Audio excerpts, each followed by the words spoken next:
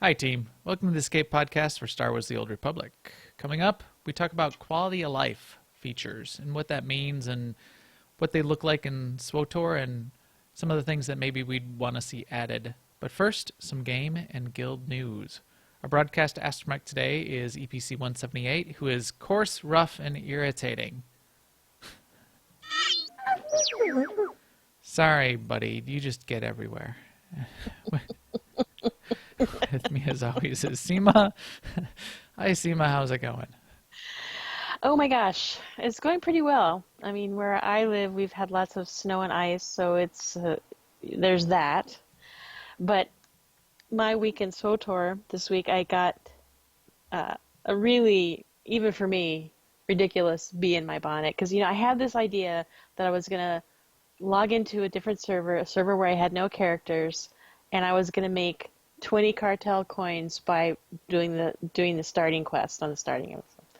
So while I was doing that, I was listening to the live stream, I think, the latest dev live stream, and it reminded me that you can buy the Coruscant and the Dromikaz strongholds during this last week was the end of the period where you could get it for 5 credits. Mm-hmm. So I said, oh, that's what I'll do. I'll just start a character on both sides on every server, and I'll buy these 5 credit strongholds because, next year for the 6-year anniversary, they'll be more expensive. They'll be 6 credits, so I'm saving a credit. And Yeah. I did that. So I now have like level 7 characters on all servers, both sides. Really? Yes, That because is you have to get to level 7 in order to get to the fleet, not 6. 6 it won't work because I tried it. But yes, and it was very quick because I could have my Shea Vizsla companion or my Nico companion, so they basically did everything. right. It's weird though because I don't have my other things that I'm used to, like no rocket boost, no experience gear, Yeah, but you don't really no, need that. And no rocket boost, which is a nice quality of life feature. Why am I having I trouble did have saying that? rocket boost on a couple of planets, but that was because weirdly, I had transfer characters over when we were playing with Bad Feeling podcasts on Young Ma, for instance. Yep. But I transferred that character on to another server, but somehow my legacy is still there, even though I created a brand new character. So it was weird that on Young Ma I have Rocket Boost and a Yeah. couple of other things that come with the legacy. Maybe you transferred a character and transferred it back, but it stuck or whatever. Yeah.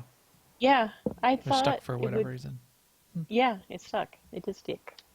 Cool. So yeah, that actually was a little bit of a time investment because even though it was quick, it was still there's like 7 servers and 2 characters on each. Well, not Jedi Covenant, but yeah. But in the end, it was pretty fun. And I also found myself kind of getting sucked into the whole new server, new character thing, where I was thinking, oh, I should get this crew skill and I can make money doing this, and then I could buy a new. I'm like, wait a minute, stop, just stop. Yeah, I know. I don't need to start over on every server. But yeah, I am going to go. So I didn't finish the starting story on. I mean, the starting planets on any planet. I so Right.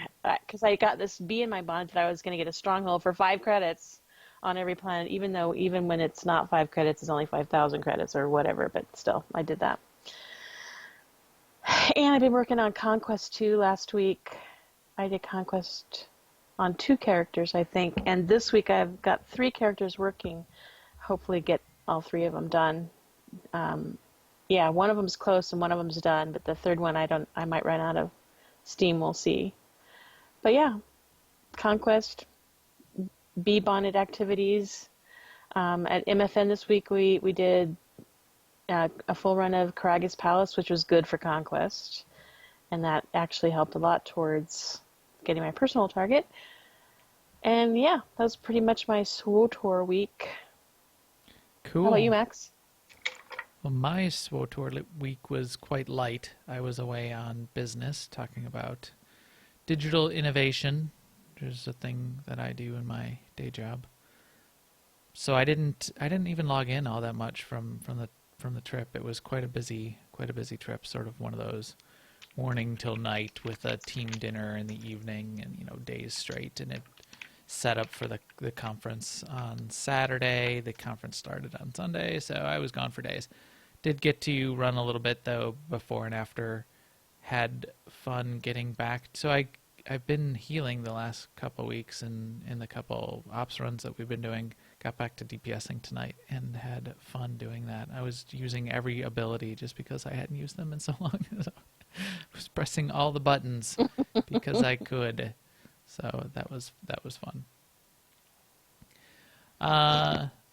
And yeah, I see that we are doing a bunch of conquest this week. I did not hit my conquest target last week, but that's one of the first weeks in a long time that I have not. So I'm sure I'll be back in the saddle this week, get some more conquest going, and see how that works. I know we've got a lot of people doing it. In fact, I see we're in the middle of the board here on Tatooine, and that's looking good. But with that, I think we can talk about a little bit of news.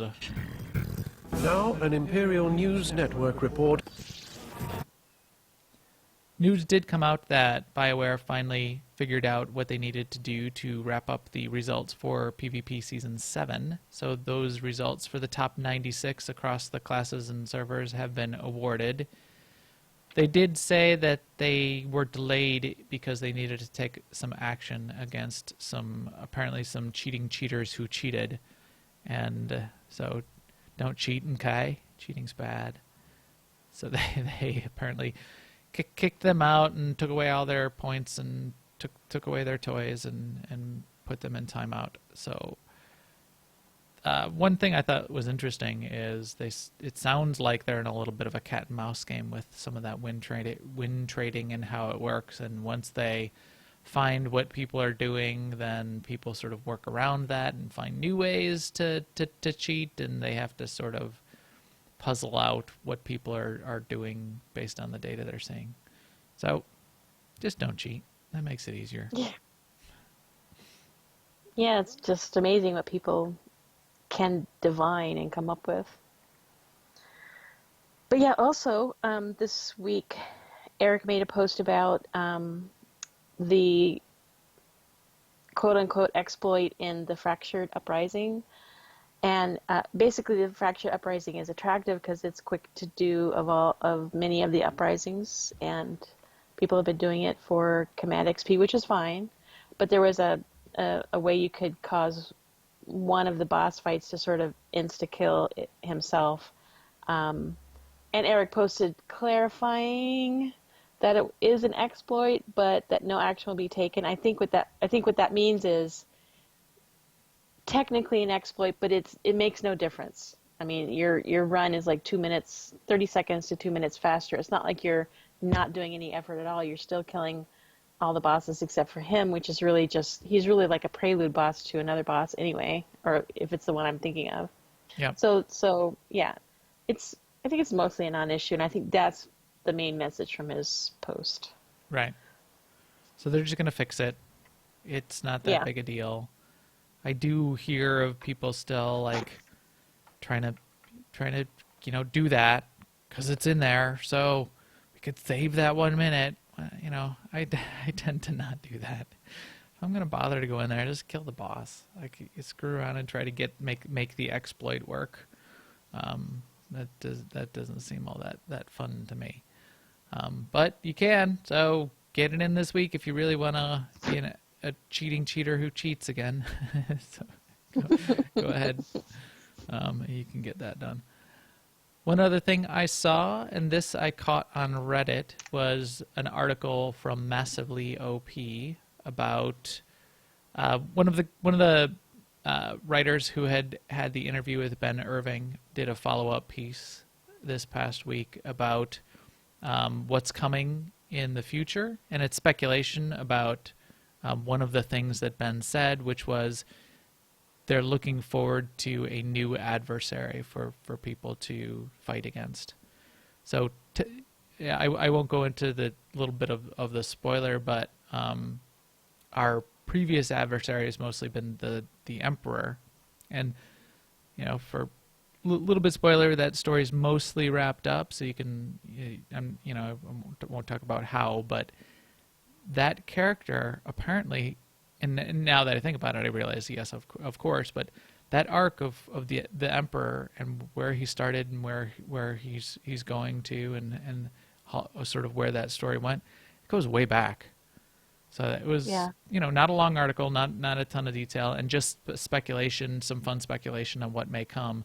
But it was a good summary of where the Emperor sort of came from and is going to. So that was cool. But just to clarify, the spoilery part was spoilery of existing story. So it's for if you haven't finished the existing story, they didn't have any special knowledge of what's coming. Right. And right. Charles Boyd, yes, spoilery for Knights of the Eternal Throne. Right. Don't go finished. looking for the article thinking you're going to learn what's happening in the next story. But it was interesting to hear them, or to see, them talk about the dangers of having having one villain for so long, and now we have to have a new adversary, and how is that going to affect how people view the story, et cetera, et cetera. It is a risk.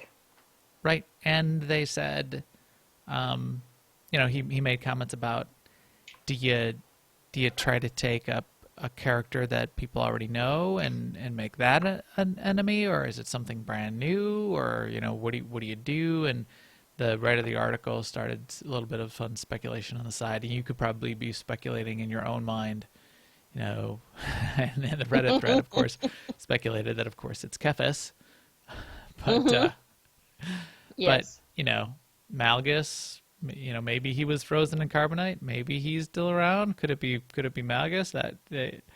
I would like that, but I don't want him to be an adversary. No, on the I don't Imperial either. side, I think he had some good ideas. I'd like to subscribe to his newsletter. Yeah. I don't want it to be him. I want it to be someone brand new, like an evil Gree being or something. It would be or interesting. An insane Gree being. What? It would be interesting for it to be brand new. Or maybe like a time-traveling Rakata emperor or something. I think I'd want it to be somewhat human, though. Not human, but someone related. I think the best villains Something and that enemies can have a personality. Yeah. Are villains and enemies that you can sort of relate to and relate to them, their story arc and where they came from and sort of what's driving them, and in some ways potentially sympathize, but then realize that you need to fight against them and their fall to the dark side. I think that's some of the best writing if they can pull that off. Right. In guild and community news, not a lot besides grats everyone on working on Conquest so hard and continue to do that. As I said, I see we've got a big chunk of points already on the board this week. Also, a little side note, one of our players who had to step back a while for changing work schedules was Ori. We had him on one of the past episodes. He's part of the Rebel Legion and did some awesome costume work on a custom lightsaber build. He's back in the game, so welcome back, Ori. That's cool. And if anyone else would like to come back to the guild, how would they do that, Seema? I meant to say, do you want me to do that? I always make you do this, and every week you're like, in case you've never heard me say this.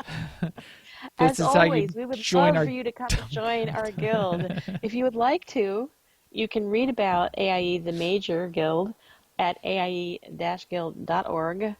If you would like to join our guild in SWTOR, you can catch officers in game by typing /cjoin AIE LFO. This would be on Jedi Covenant. Check for us in the evening because that's when you're most likely to catch someone.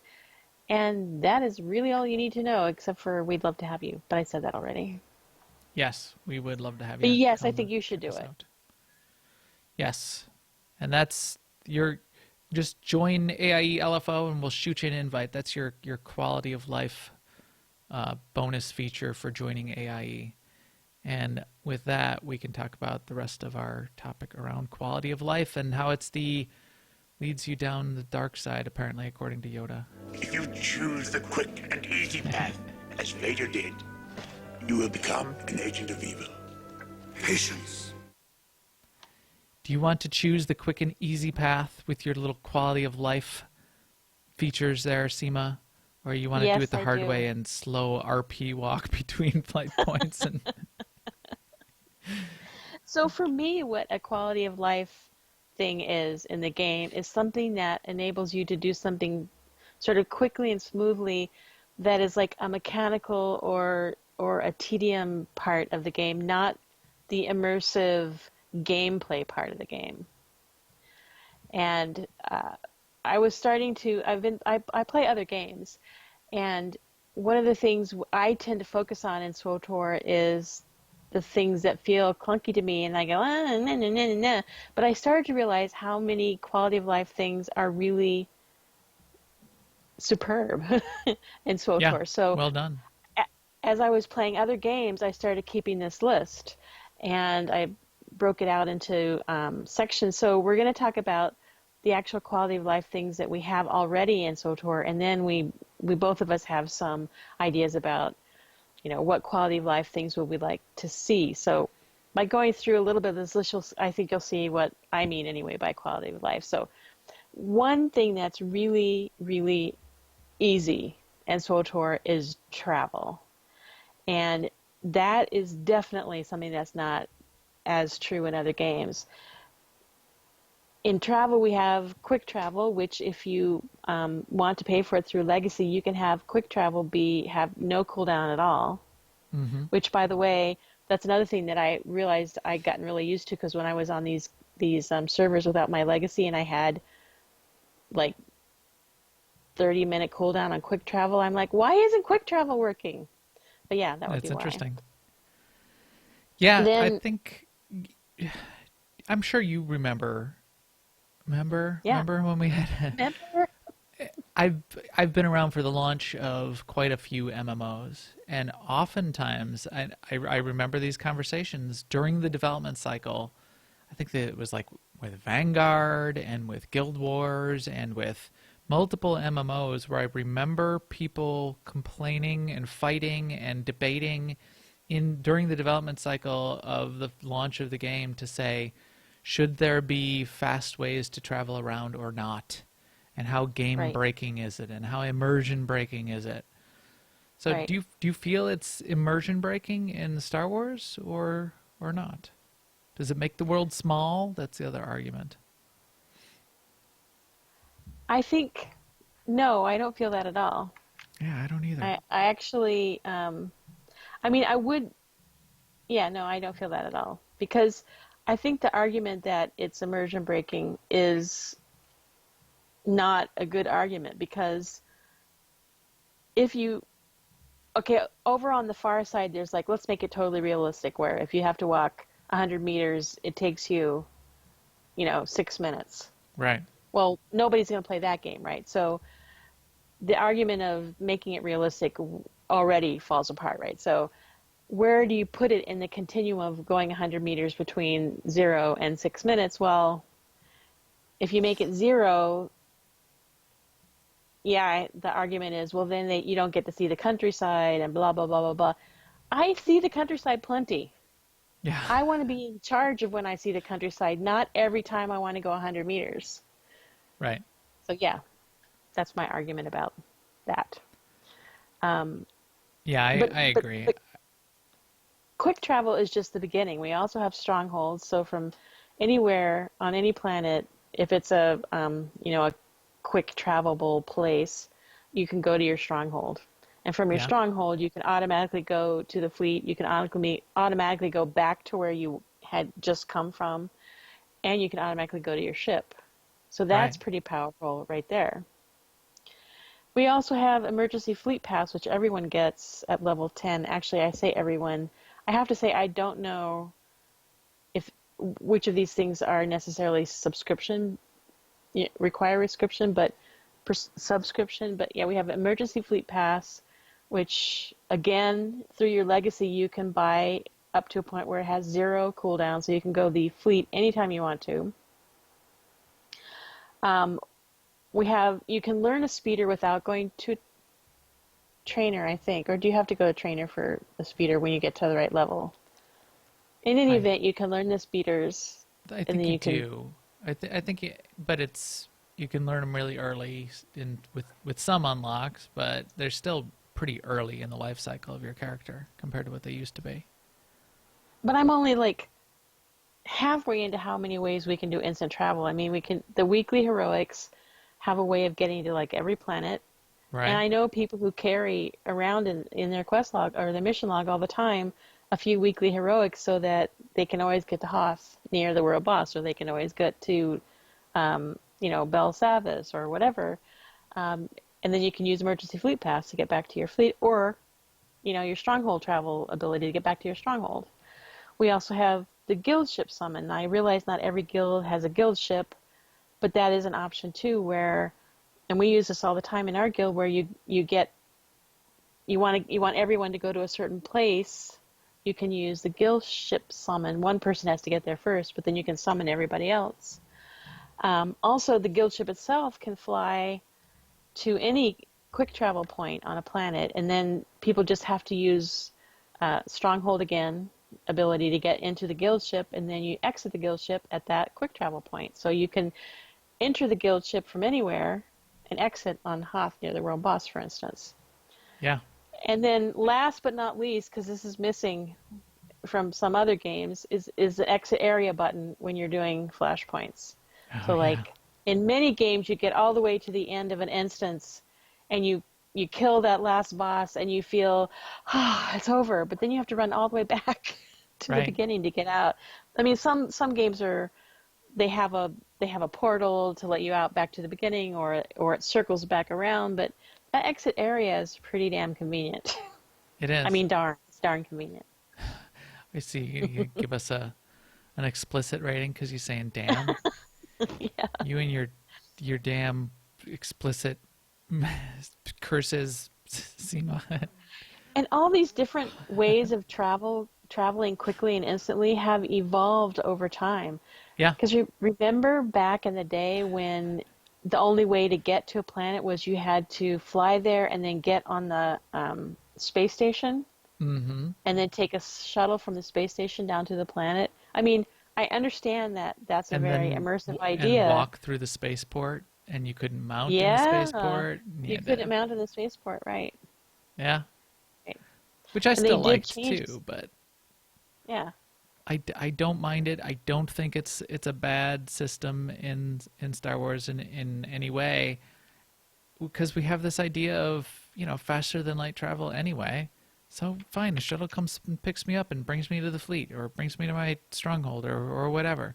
That's just what I do, and I don't mind it. Of course, I never did. My first MMO was Ultima Online, and I had libraries of recall points, which was sort of instant travel, and you could like mark a place anywhere, by the point where they developed that later, not at launch, but you could have these little rune stones and mark it anywhere, and then if you recalled to that rune stone, you would end up any specific location in the world, down in the bottom of dungeons, or out in the woods, or whatever you wanted. Yeah, I used to play a game a while ago where you had like a transport ring, and if you were out in the wild and you decided you had to go back to town for a minute, you could turn your ring, and then that would set that as a destination point where you were standing. And then you would use the ring to go to town, and then you could use the ring to come back to it. But the thing is, you would always mess it up, right? Like you would turn it once you got back to town, and you're like, dang it, now it's set for town again. And yeah. So yeah, that's a good one. And all of those little quality of life things that you're right have come over time, and they've been pretty liberal with that. Once in a while, I'll hear an argument, and this is always my favorite, across any of the MMOs, where people will be like, either quick travel or like flying in Warcraft. There's always big debates around that. Should there be flying? Should there not? And whatever. And I can never get past the people who think that they don't like flying, so they don't think you should have it. And they don't like quick travel, so they don't think you should have quick travel. If you don't like quick travel, you don't have to use it. You can get in your ship and fly to the spaceport and walk.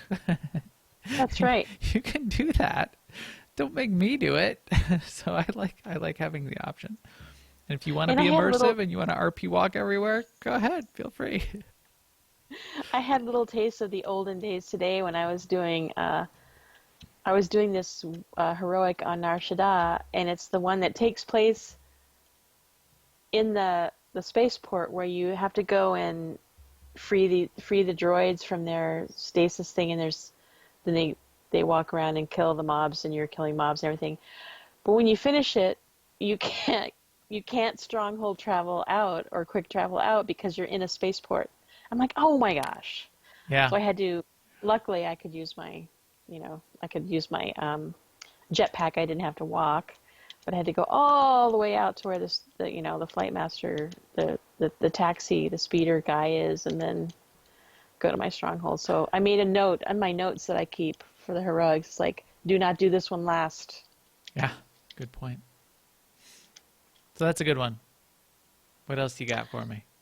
All right. So the way the costume designer works is really, really easy.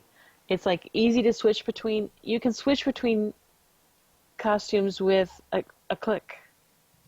Right. I don't think any other game. Well, I think some games do have that. Like they have a number of, like they'll have 2 or 3 different costumes, like a costume that you wear in town and a combat costume or whatever. Mm-hmm.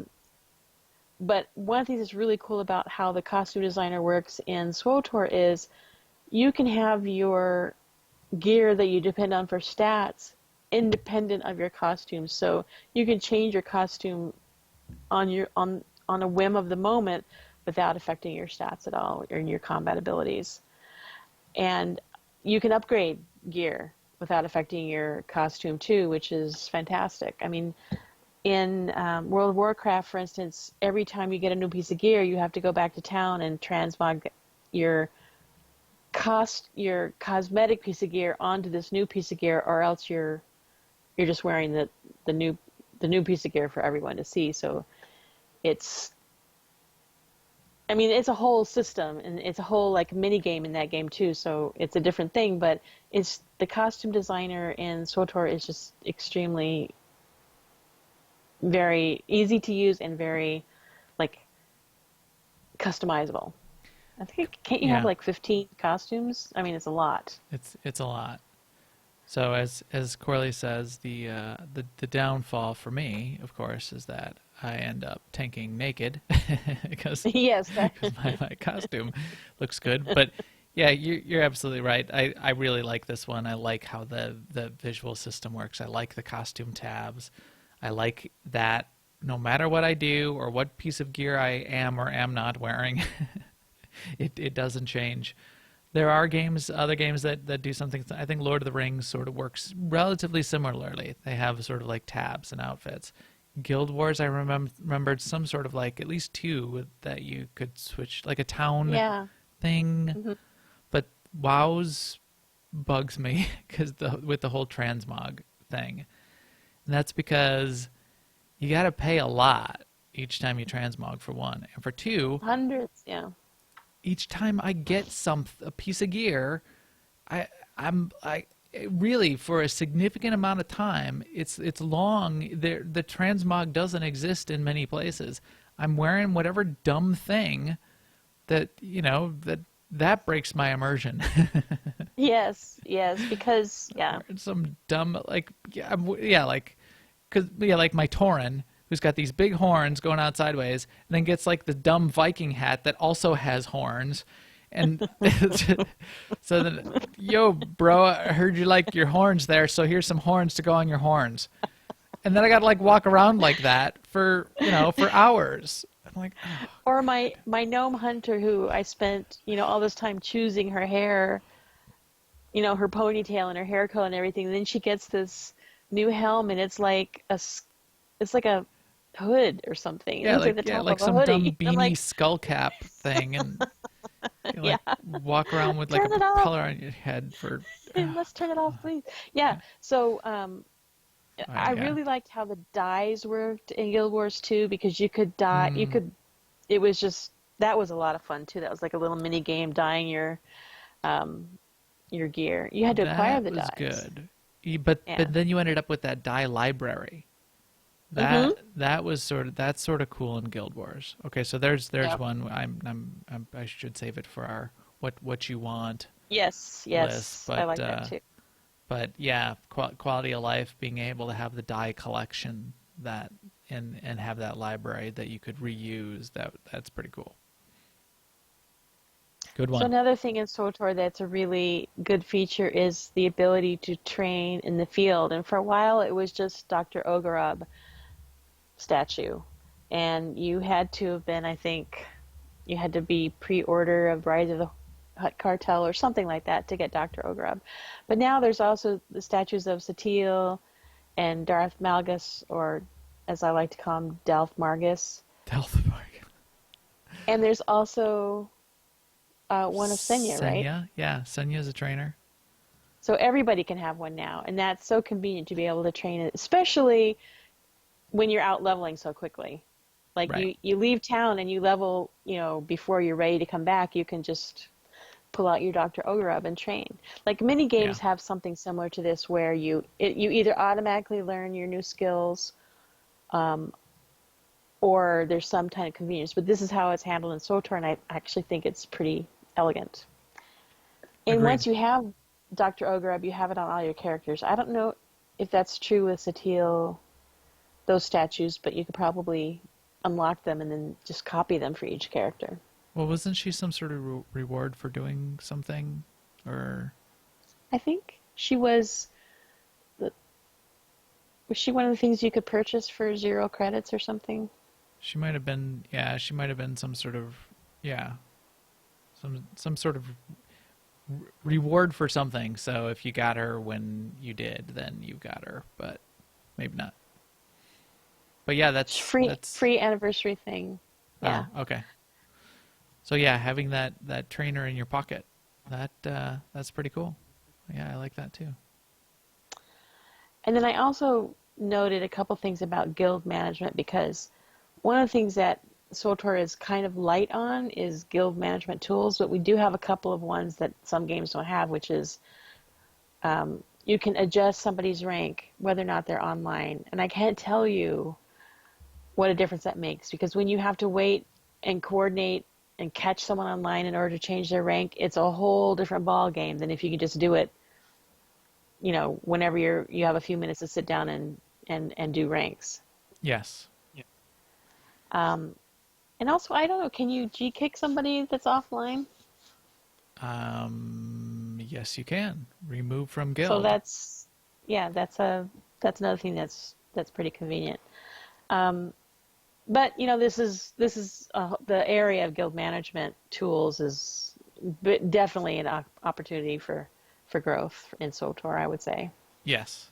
Yeah, they could do a lot more. They've added a couple things over time. Them upping the limit of guild members was a little bit, but some of those things that you can do, yeah, you're right. I do like some of that capability that you have available to you. I think maybe I saw some notes, and I agree. There's more that we could really want around guild management that would make that a little easier in quality of life. I think, yeah, there are other games where the character needs to be online. Some MMOs, though, allow invites offline to send an invite when the character's not even online. That is sort of useful that we don't have in That Star would Wars. be handy.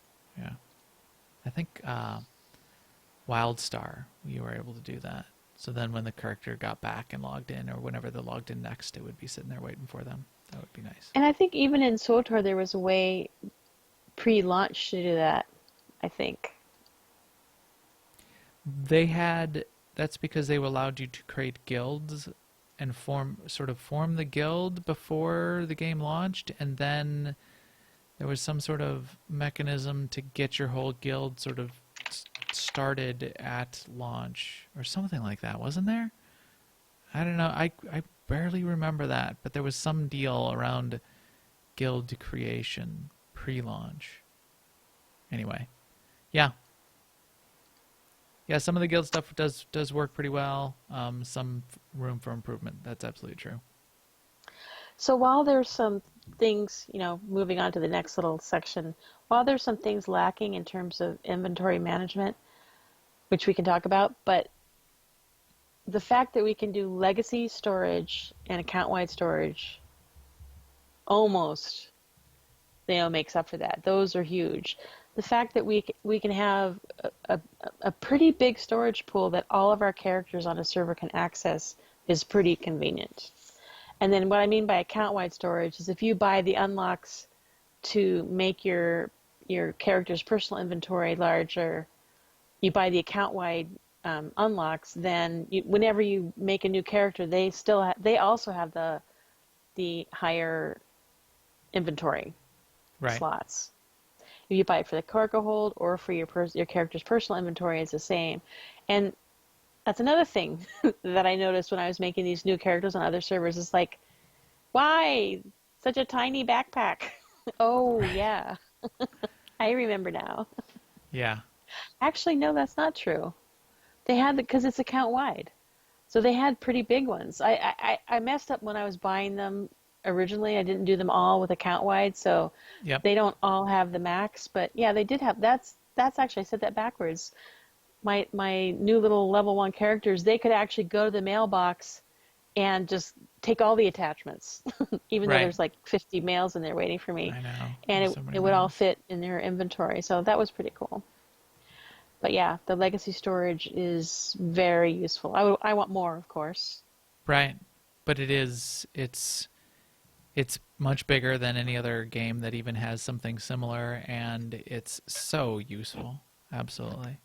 Especially because there's some other quality of life things that don't exist in Star Wars that we'll get to about finding your junk. So at least having a pretty big legacy storage. So if you put it there, it's there on all, for all your characters. That I really like that. I get to some other games and it's, like I gotta like mail stuff between my characters, and I'm like, oh, effort, clicking and attachment, and then you can like only 8 attachments on a mail or whatever, and I've got like 50 things I need to move around. You gotta remember who you sent them to, because sometimes what I'll do is I'll do like a pass at inventory management, and I'll send off a bunch of stuff, and then I'm like patting myself on the back and go take a break, and then later on a month later I get all that mail back, and I'm like, why is XYZ character sending this character all these schematics or whatever? Right. I'm like, oh yeah.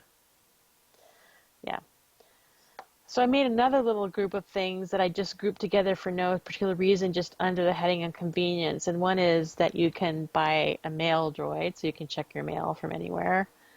I have fallen in love with the mounting while running thing. I know we've talked about this before. When they first came out with the idea, I was really underwhelmed, but now I'm totally loving it. Yes, I'm whelmed as well. I don't use this as much because I have a Revan statue, but being able to send your companions off to sell trash is a convenience. One thing that we hardly ever talk about is when you are in combat with a mob, on your mini-map, you can look at your mini-map and see the red dots of that mob. So you can look at the mini-map and you can basically see who you're in combat with. I can't tell you how many times in other games I'm like, why am I still in combat? And it's a mystery, right? In SWTOR, you can tell right away by looking at the map. Also, when you go to a merchant, there's a sell junk item, any merchant. And any merchant also can repair. Like some games, only certain merchants can repair, and you're always looking for that one merchant that can repair your gear. Right. In SWTOR, every merchant can do it. But I use that sell junk button all the time. Yep. And then, when I said that about the companions selling trash, and I have a Revan, but even if you don't have a Revan, you can buy a repair bot, and you can sell your trash to a repair bot. So, I mean, just all those things are just like come under the heading of general convenience. Yeah. I like all of those. Even when it was back in the beginning and only I didn't have a Revan and you had to send your companion if you were out sort of questing and you filled up with junk.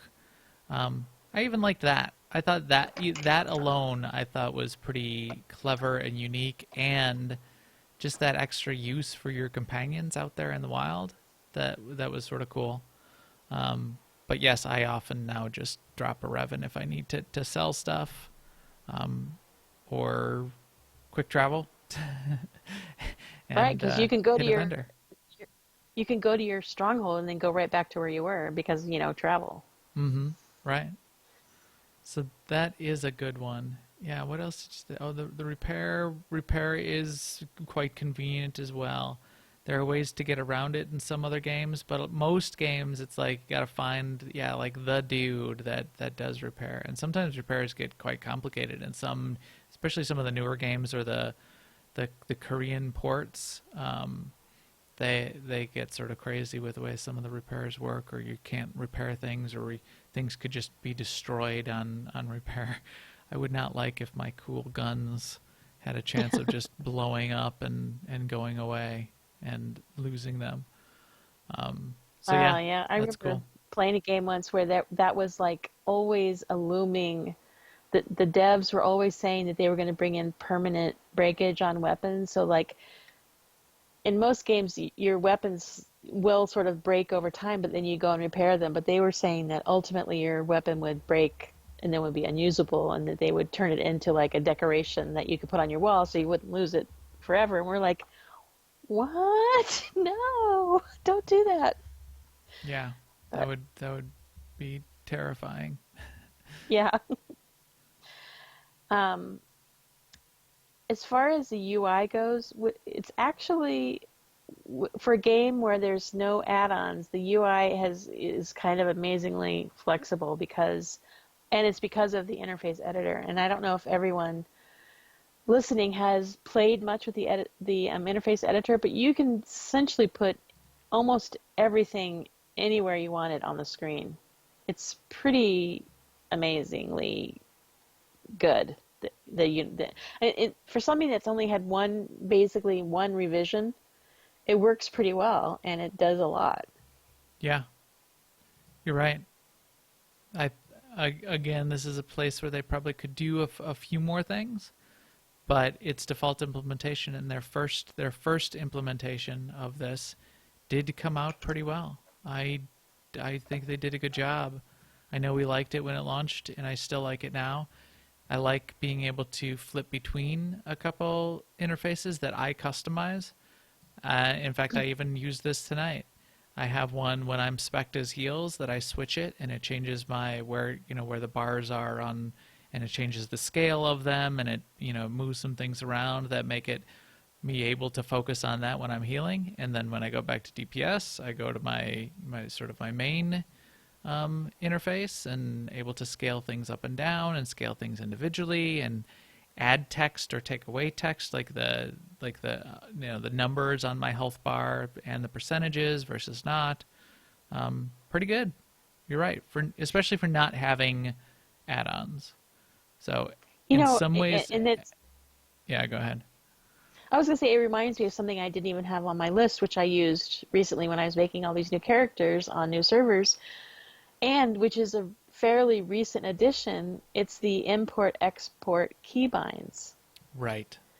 So now when I make a new character, I import my favorite keybinds.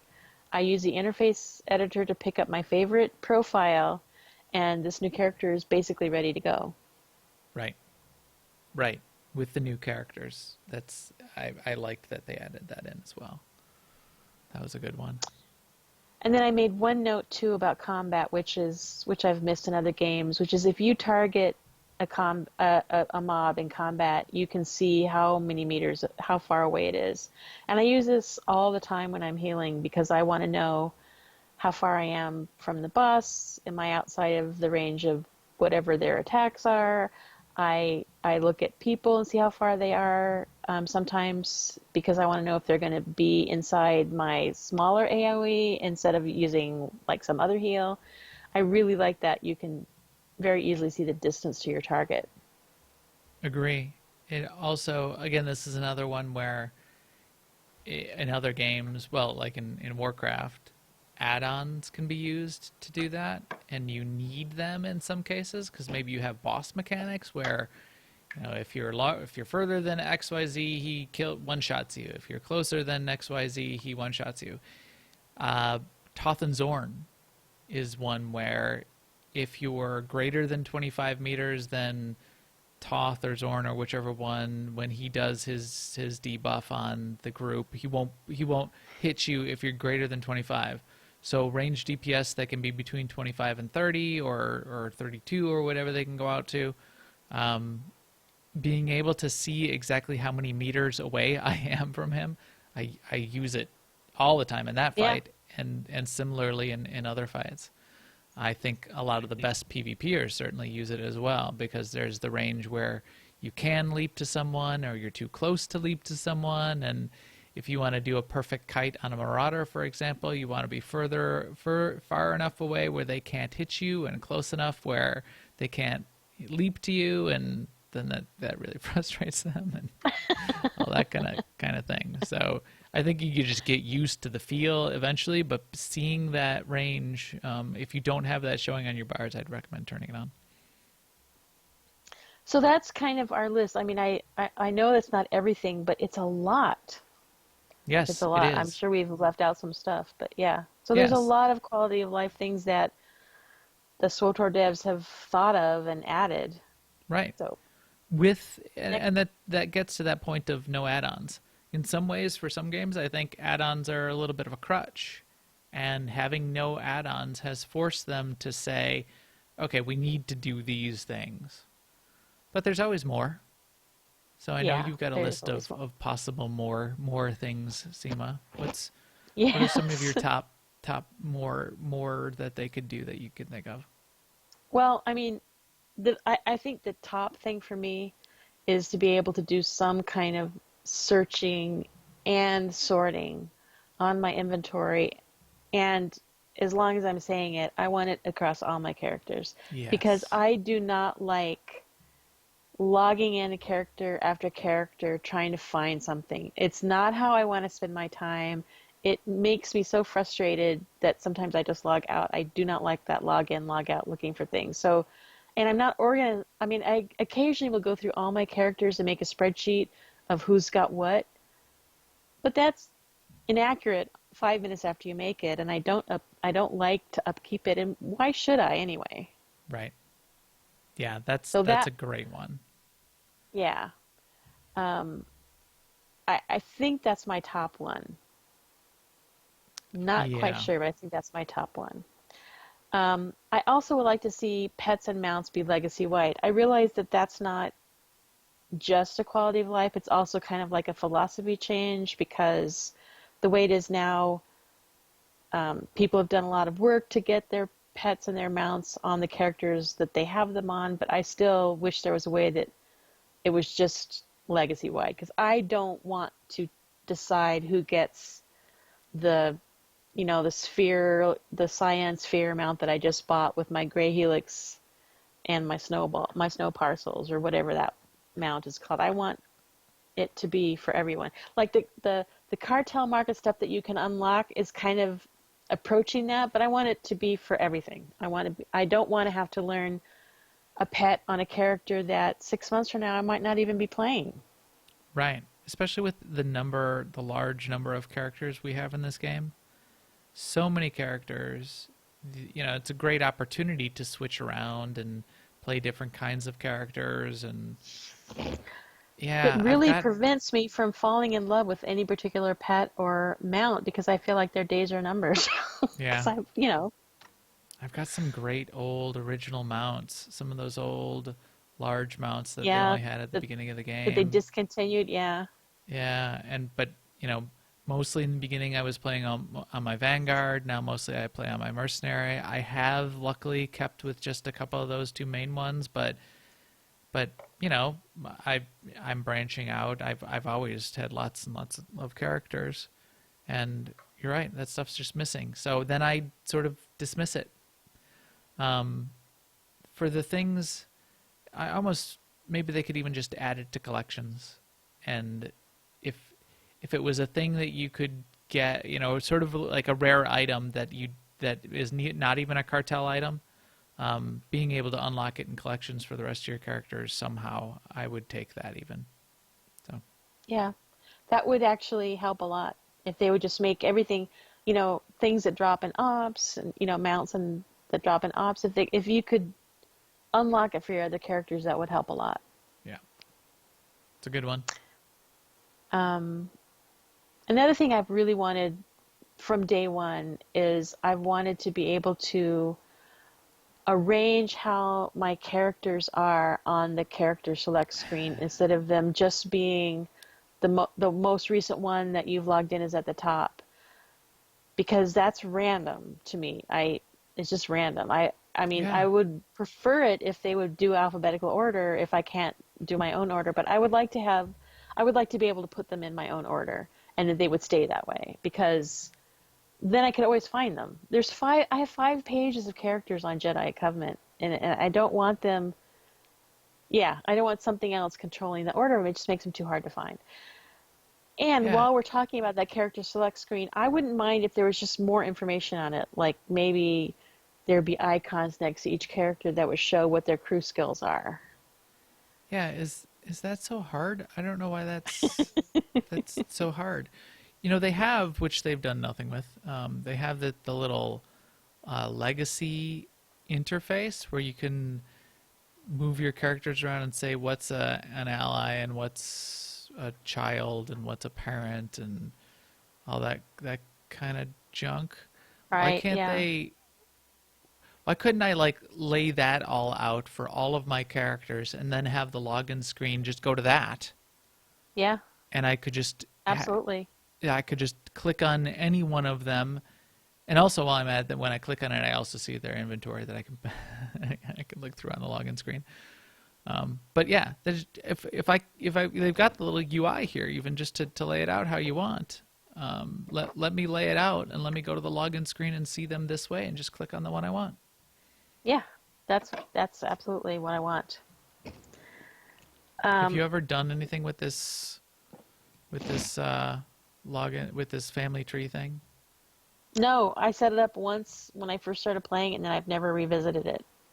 Yeah, same. Because for one thing, it didn't resonate with me. Like my Sith operative is not related to my Jedi consular. Yeah, They're I just didn't two really different get that characters. either. I mean, an ally, rival, spouse, sibling, child, or adopted child. That's weird. Exactly. So yeah, that's a good one. Let's be able to arrange our login characters. Yep. Let's see what else.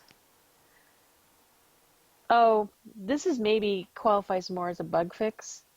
And I don't know if they understand that this really happens, but like if you have your like a legacy, your cargo hold of any type open, and you've pressed control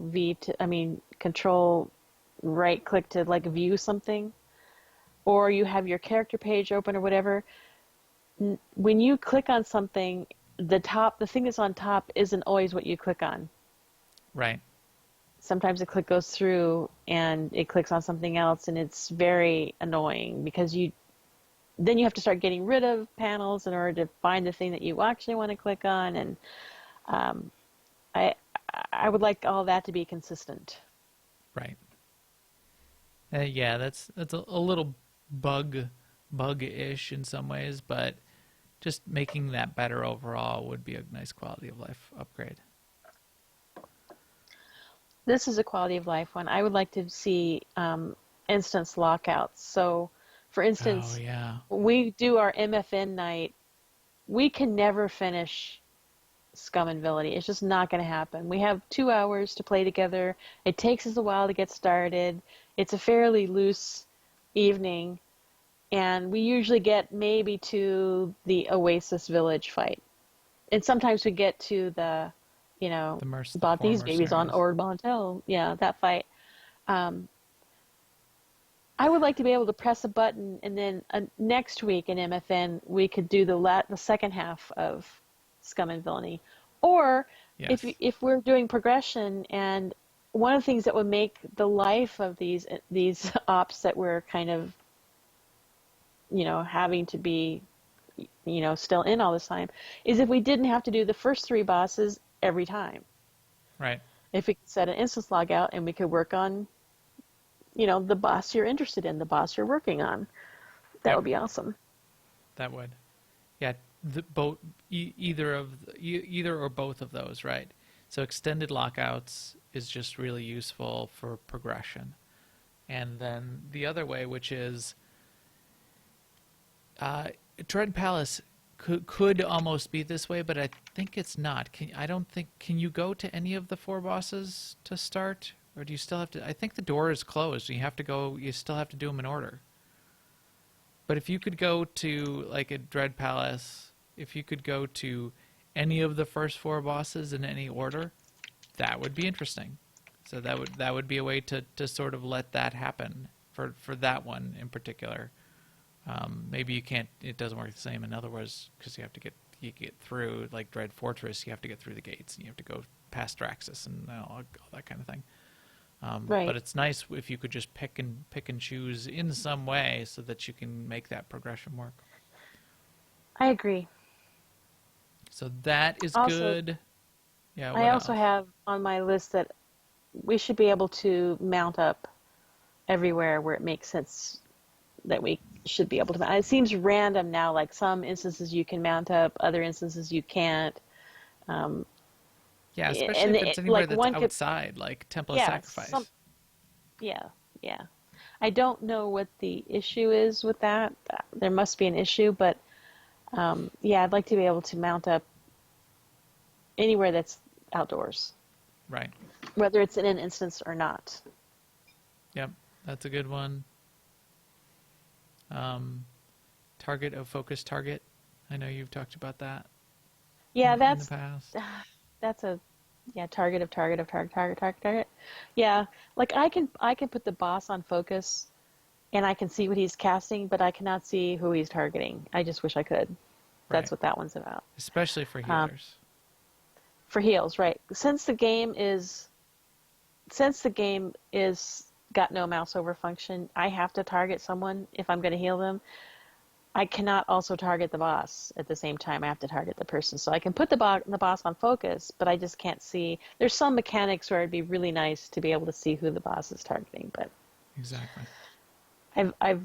I've moaned and wailed about that enough in the past, I feel like. Oh, here's one: group with people on other servers or cross-server Oh, queuing. yeah, I would Or love that. better than cross-server, or just merge them all into one server, please. Yeah, yeah. Yeah, that would be add to my quality of life. Yeah, And there was, let's pick we're running long. Let's pick a couple more, and well, and you then pick people you can pick a write in. couple, because, yeah. What would be your most? Well, I'm looking right now on my screen at the GTN, and I think in general the GTN could probably use some upgrades, making things easier to sort and search, and easier to sell in stacks, sell in groups, easier to look through, look through the prices. Some of it's fine. They've gotten better, but some of the searching still doesn't work. Some of the categories are too broad, and trying to find things is still a little too difficult. It's definitely better than it has been in the past, but if it was really granular and detailed, the amount of sort of analytics that you could do across the GTN, I think a bunch of people could have a bunch of fun. Yeah. Yeah, I mean, I would like to be able to, on the sell panel of GTN, be able to put my item that I want to sell, and it would show me what they are posted for right now by other people, and I could just undercut from there instead of having to, like, go on the search side, look it up, then go on the sell side, post it. Yep, It's just exactly. too much clicking for me. Yeah, that's a good one. Tracking And I do, prices over time, a bunch of things like that would be pretty cool. and if people have mentioned in the chat room once too about giving gifts to companions, yes, that would be nice. It's I think they sped it up, which is good. So that's good. But I wish we could just give them a stack at a time. I don't see how that enhances anything, the whole gift giving thing. Especially not with the number that you have to click on to get to 50. I don't. Yeah, that's not fun in any way. It's a lot. That's a good one that it could really use even a greater quality of life upgrade. Like if you, I mean, if you're gonna pay that as many credits, it isn't like millions and millions of credits to do it. Yeah. Yeah, it If is. it should be just like instant, or you can just click on a whole stack. And if I have a stack of like here, I don't know why. Maybe it's for one of the new companions. I have a stack of 930 Underworld rumor sheets in my inventory. That's to give to somebody, maybe Nico or whoever that I haven't finished, clicking on all of these for. But I'm going to have to click on this 930 times. Even if it's instant and I have to click on each one, that's still 930 clicks, which is not fun. There's no value to that in the game. I don't know why it's set up that way. I don't know if it's that they're afraid that people will mistakenly click on a stack and then they'll want their stack back or something. But yeah, no, I don't like it. Maybe they could add a little pack opening experience. That's like a companion affection experience pain.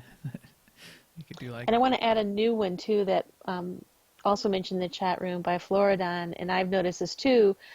When you want to do planetary heroics on a particular planet, having to randomly, click until the planet you want randomly comes up is like a step backwards. The crew skills used to work that way, and they cleaned that up and made them so that you could choose the crew skill that you want, or the crew mission that you want, I should say. And I think it should be this way too. Like there should be a drop down, and you should just be able to pick Nar Shaddaa. I almost wonder if they didn't really intend it to be that way, and then maybe, but it sort of works that way anyway, and then they're sort of like okay with it. But then if they're gonna allow that, or that's gonna be the way that people use it, which is the way we use it, then make it work like it should. Yeah. And give us the drop down, and we'll just do it. That would be Another nice. thing I've heard people mention too is they'd like to be able to put gold. I keep saying gold credits in their legacy storage, Right. so that then all your characters have access to the credits. Absolutely. I would like that too. Or you could protect yourself against buying, the 1 million credit version of the 1,000 credit item you thought you were buying. It is, they have talked about that one in particular being complicated because the way the credit caps work for free to play. But regardless, I want it anyway. Right. I'm not interested in petty excuses. All right. Channel commands. They even have channel commands in the game that don't actually work. I would like some of that. Yes, that's right. I would like the emotes to be able to be tied to keybind, to be keybinding emotes and macros for the RPers. I agree with that. Oh, threat meter. That's one other thing too. Some sort of threat meters in the game, or threat indicator. It doesn't have to be an actual threat indicator. It doesn't have to be a whole full-blown meter, but just like something that says, "Hey, dude, you're about to get threat. You're about to get aggro." Yeah, agreed. That's a good one also. I put on my list multi-tagging because that is so much fun in other games where you just come across a mob in the world and everyone who hits it gets credit. That's a good one. That's a huge fun factor thing. I wish we could have something like that. And we've talked about that multiple times. When our guild goes out in the world to do like an open world boss thing, we like to be nice people, right? So then there's another guild and they're starting to form up, and we don't know if we should go because our whole guild is about ready. And I almost always am like whispering them, and can we add them to our group, or do they have too many people, or they're other faction. It's just a big point of friction and frustration. Whereas if we could just say, you guys get here, we'll get here, we'll all just we'll just tag this big world boss and kill it. Sure, it'll die really quickly, but too bad. That's what we're gonna do. If it needs to be special mechanics, put it in an instance, and we'll deal with it that way. Otherwise, let's not make us, have just, an awkward situation between a bunch of people that walk up to a boss at the same time. Yep. All right. And of course, more astromechs in the game because we need them. Yes. Because we're running out. Yes, like EPC 178, our 178th astromech. So I think we can wrap it up so he can head out, and because he's coarse and rough and irritating, so I'm going to kick him in the escape pod. So bunch of stuff.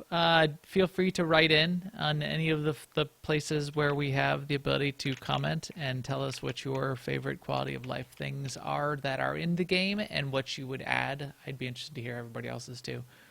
But I think that's going to be enough for us for today, even though we have a few more on the list too. So thanks to all of you for joining us on newoverlords.com, on iTunes, YouTube, or live on Twitch. We will stream again.